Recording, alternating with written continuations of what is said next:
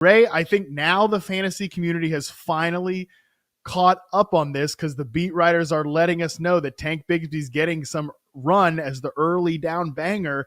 I cannot, and look, this is not a, nobody should ever take victory laps based on training camp usage or whatever. And that is not what I'm doing here. And also, I couldn't care less about how this Jacksonville backfield shakes out. But that being said, I was stunned like the early ADP where it's like, yeah, everybody's fighting over Travis Etienne or Basil Tutin, and just completely forgetting that last year, the best runner in Jacksonville was Tank Bigsby.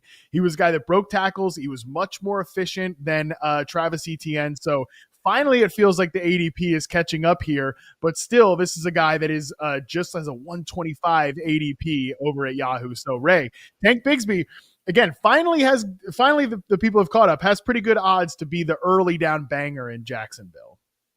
Matt, you probably don't even know this, but this is like a Devi gamer's dream come true because a long time ago, people thought Tank Bigsby was the best running back in that 23 class, better than Bijan, better than Jahmyr Gibbs. There was a time, freshman season Tank Bigsby, people were all in on this guy, and it hadn't happened throughout, the first couple of years of his NFL season, but he's continued to get better. He's continued to work, and now he's got a head coach that says, you know what? We want to prioritize you. We want to get you involved in this offense early and often.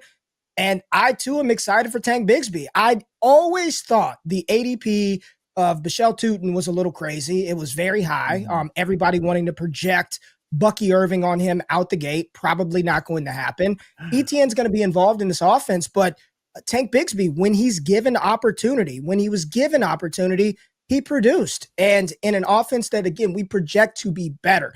If we think that Travis Hunter and Brian Thomas and Brenton Strange are going to open things up for Trevor Lawrence, then there's got to be some other benefactors in this offense, and I think that's the running game. And if you're telling me Tank Bigsby is going to get opportunity to be out there on early down situations more than just a couple of series here and there, he's absolutely going to return value in the most fragile and one of the brutal positions played in the NFL, the running back spot.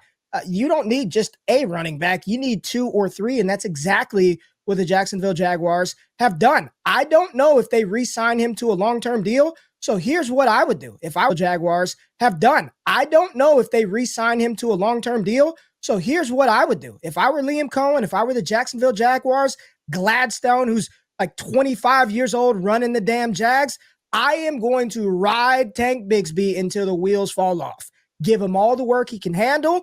And Tank Bigsby also should be motivated to show, hey, if they don't want to pay me, look how I balled out here in Jacksonville, Dallas, or San Francisco, or whomever it is. Pay me for the 26th season. I am very much in for Tank Bigsby. I think it's going to be a nice split backfield 1-2. I'm with you, man.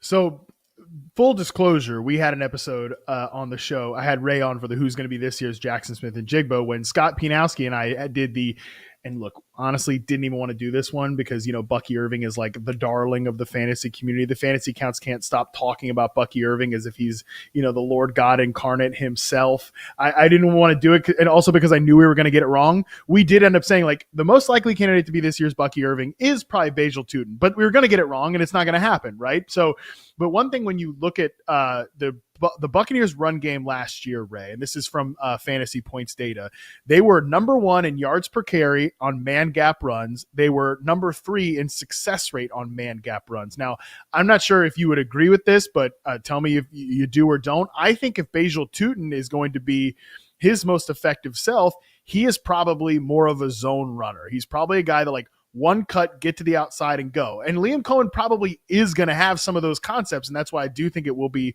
a split backfield. And I think that Tutin will have moments.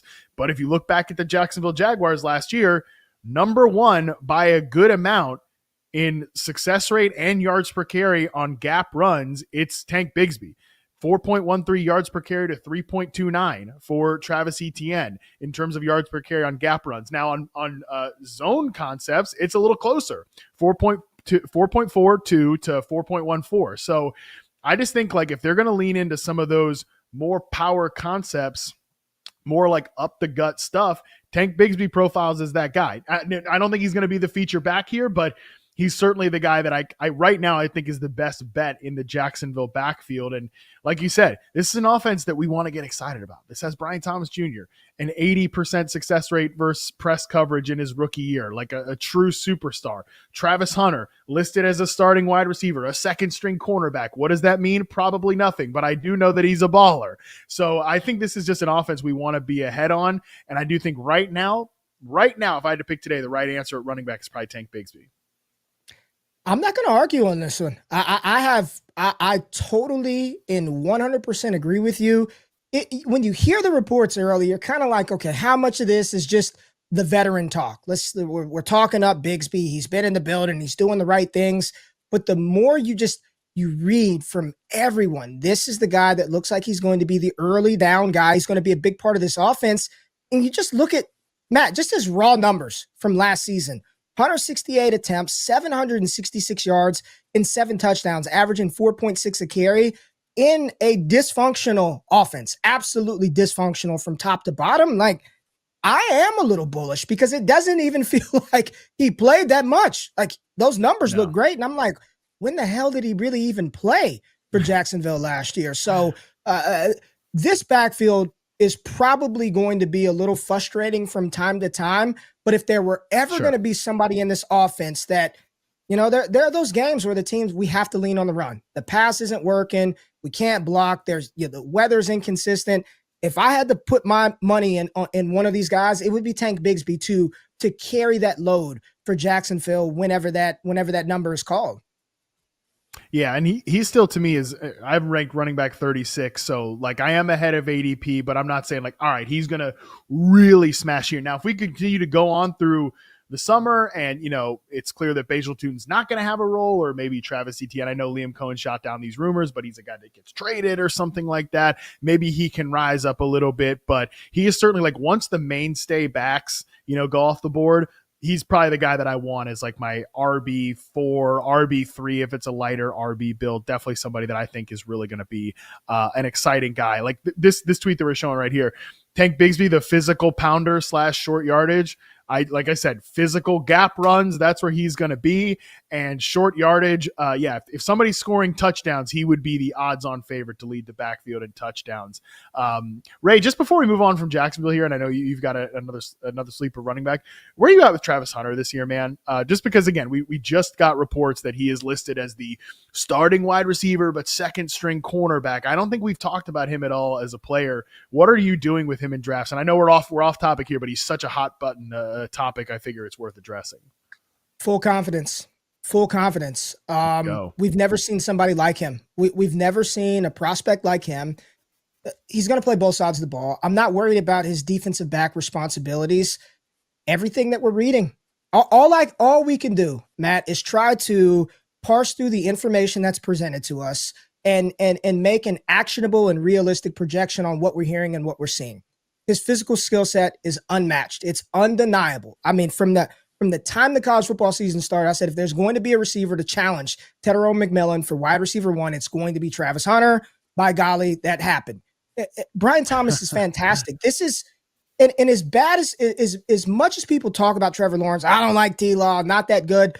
He's got the skill set to get the ball to his weapons. And when I'm looking at the weapons in Jacksonville, it's BTJ, it's Travis Hunter on the outside. Those are the primary guys. I still think Brian Thomas Jr., you see the projections here, love it. He's the one. All right. That's the guy that I'm projecting to be the primary receiver in this offense. But that does not mean that Travis Hunter is not going to make a significant impact, score multiple touchdowns, and have big plays. Long story short, I am in. I'm not concerned about the defensive side of the ball. Fire him up. Full confidence. Me too. And look, we've seen a lot of reports about, he's unguardable in camp. Like Jordan Lewis is having a tough time covering him. That, by the way, is a little clue there. Jordan Lewis is the nickelback. He's the slot corner for the Jaguars. Travis Hunter's going to run a lot of routes from the slot. And like when I charted him for reception perception, it was last year's season where he was almost exclusively an outside on the line of scrimmage player. But you go back to 2023, he was almost a full-time slot player. And like, I talk about Travis Hunter as an elite separator, 92nd percentile against man coverage, 97th percentile against zone coverage, 97th against press, but he still needs to learn the finer details of route running, right? Like he's not an elite route runner just yet, but in order to really maximize those separation skills, you want to put him in the slot to get him some layups, get the ball in his hands, a lot of screens. Obviously, Liam Cohen had the best screen game in the NFL last year with Jacksonville. So yeah, I'm with you that I know it's going to be a tough click because there might be some volatility in like his week to week usage, quite literally, like how often is he playing on the offensive side of the football. But I always come back to a quote that Coach Prime gave to NFL Network. Like, well, is he going to be a cornerback? Is he going to be a wide receiver? He's going to be both. Because guess what? I'm paraphrasing from Coach Prime, which dangerous game. I probably shouldn't be doing it. But he basically was like, you tell me when the offense is getting its butt whipped that the best receiver is going to be on the sideline. I don't think so. And that's the thing in Jacksonville too. I mean, he might not be the best receiver right now because Brian Thomas Jr. was that good, but it's at least within the range of outcomes. Like it might only be 10% or something like that he's better than Brian Thomas Jr. And that's no shade to BTJ. That's all praise to Travis Hunter. Probably not going to happen this year. I agree with you. I have Brian Thomas Jr. firmly as an early second round pick, bare minimum in fantasy. I want to take that guy this year, but I also want to take Travis Hunter where he goes as well. And I always say this, when it comes to fantasy football, my rule of advice is when you're about to press that button, draft on a player or pass on a player, like what player would you just like hate yourself if you passed on that player and they went off? Like you just could not forgive yourself. Listen, if Michael Pittman Jr. burns me in fantasy and I didn't press draft, that's okay.